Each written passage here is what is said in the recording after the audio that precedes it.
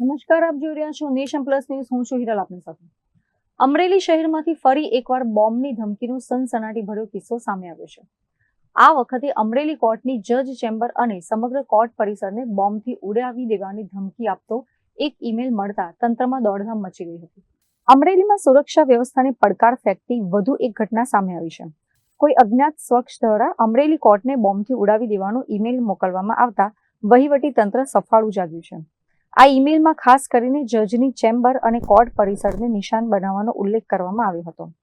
ઘટનાની ગંભીરતાને જોતા અમરેલી પોલીસના ઉચ્ચ અધિકારીઓ સહિતનો કાફલો કોર્ટ પરિસરમાં ઉતરી પડ્યો હતો. ડોગ સ્ક્વોડ અને બોમ્બ ડિસ્પોઝલ ટીમ દ્વારા ખૂણે ખૂણાની તપાસ કરવામાં આવી હતી. સાવચેતીના ભાગરૂપે કોર્ટમાં આવતા લોકોનું પણ ચેકિંગ કરવામાં આવ્યું હતું. અત્રે ઉલ્લેખનીય છે કે અમરેલીમાં ધમકીભર્યા ઈમેલ મળવાનો આ સિલસિલો યથાવત છે. હજી થોડા દિવસો પહેલા જ પાસપોર્ટ ઓફિસને બોમ્બથી ઉડાવી દેવાની ધમકી મળી હતી અને હવે ન્યાયતંત્રના ધામ એવી કોર્ટને પણ નિશાન બનાવવાનો પ્રયાસ કરવામાં આવ્યો છે. હાલમાં પોલીસ આ ઈમેલ ક્યાંથી આવ્યો અને કોણે મોકલ્યો તે દિશામાં સાયબર સેલની મદદથી તપાસ કરી રહી છે. આ ઘટનાને પગલે કોર્ટ પરિસરની સુરક્ષામાં પણ વધારો કરી દેવામાં આવ્યો છે. Dharmesh Mehta, Nation Plus News, Amreli.